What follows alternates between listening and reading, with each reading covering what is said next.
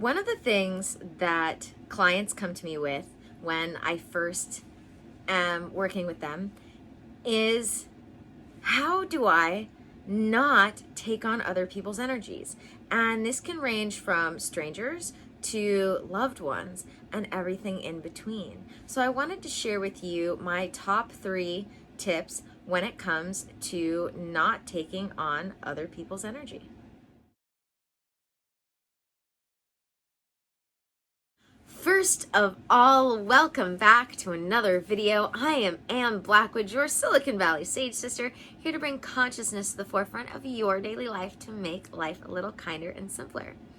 So the first thing I like to remind not only myself, but my clients of when it comes to not taking on the energy of others is, especially when we're interacting with people in public that we don't know, but even when we're interacting with people we do know, that we don't know what they're going through. We don't know what's in their head.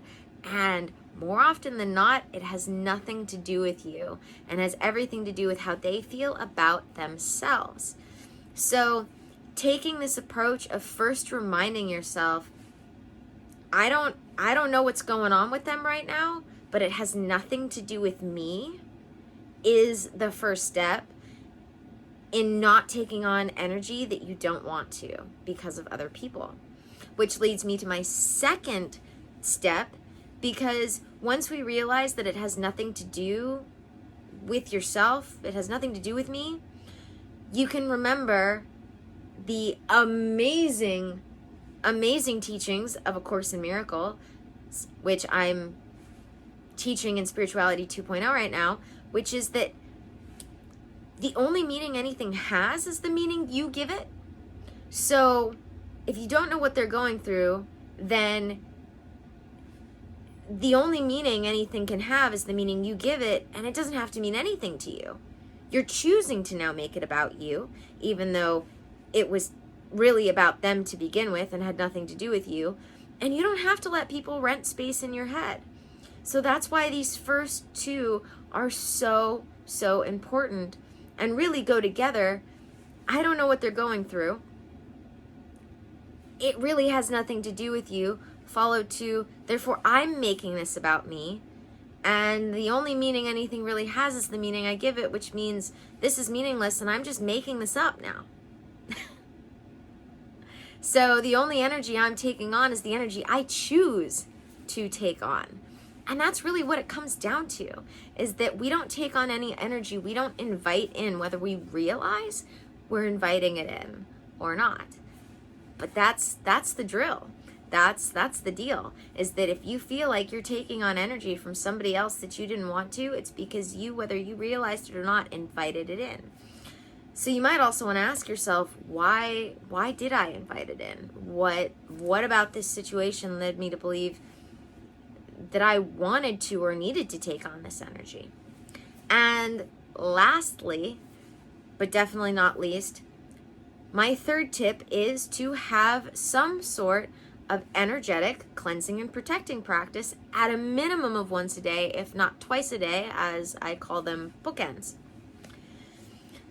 Cleansing and protecting practices, having one at least in the morning so that you can walk out into the world knowing that you are cleansed and protected energetically, is monumental. It's why I have a whole workshop on spiritual hygiene, as well as a whole workshop that leads up to a protective energy bubble to use in your cleansing and protecting practice in my meditation series. I have all of this on Patreon, but I will go over a few of my favorite cleansing and protecting practices here for you as well. Now, as I said, I like to talk about spiritual bookends, whether you're cleansing and protecting or manifesting. Having these things you do at the beginning of the day and at the end of the night, just overall, empowers you and creates that habit that really instills it in you, mentally as well as energetically. So if you start off your day with a cleansing and protecting practice that allows you to walk out into the world knowing that you are energetically protected for the day, you're starting off on the right foot. And then if for some reason you come back and at the end of the night you don't feel completely energetically clean, showers are great. Doing a little meditation actually in the shower is something that I highly recommend and recommended in one of my other videos. Grounding, doing a meditation out in the earth, hugging a tree, somewhere connected to Pachamama, our Mother Earth, can be a great way to cleanse, because our Pachamama, Mother Earth, takes any of that hucha energy, any of that bad energy that we don't want, and transmutes it back into positive, good energy, and really negative good energy.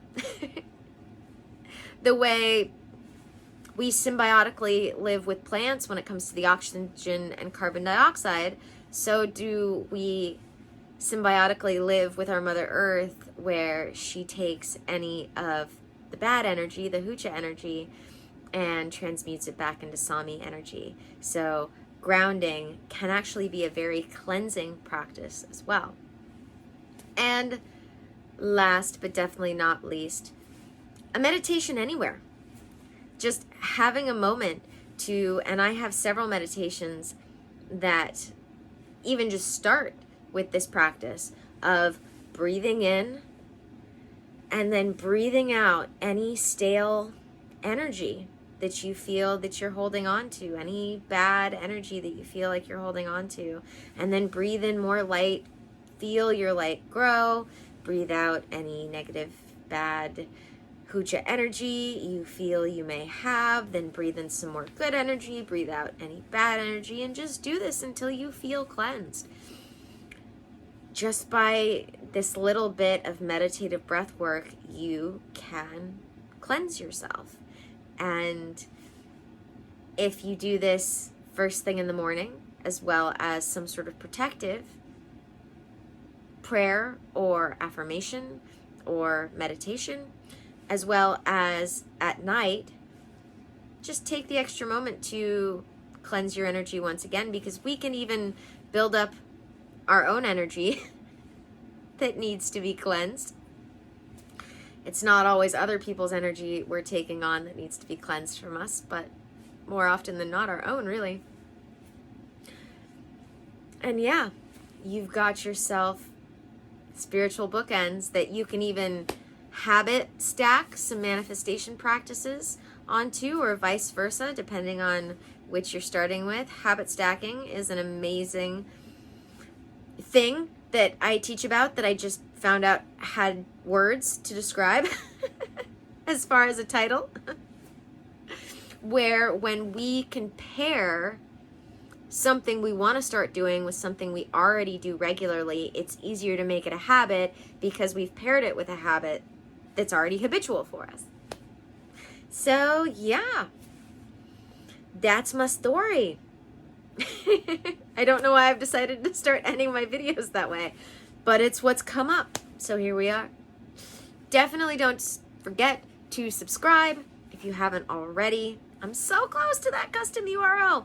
Don't forget to check out the links in the description. That's where you can find my Patreon, where I have my spiritual hygiene workshop full of cleansing and protecting practices for yourself, as well as your spaces around you.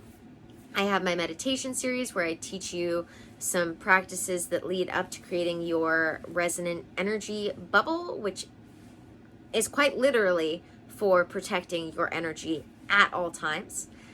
So if you're the kind of person who really feels like you take on energy from others on a regular basis, having this resonant energy bubble through my meditation series built and there for you permanently, definitely something I'd recommend.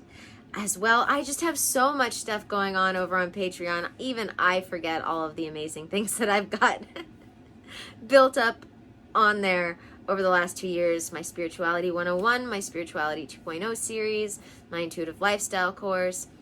So many great things. Journal exercises, guided meditations, you name it. I've got a lot of it over there when it comes to both the spiritual and the practical, when it comes to making your life, as I say, kinder and simpler happier and healthier.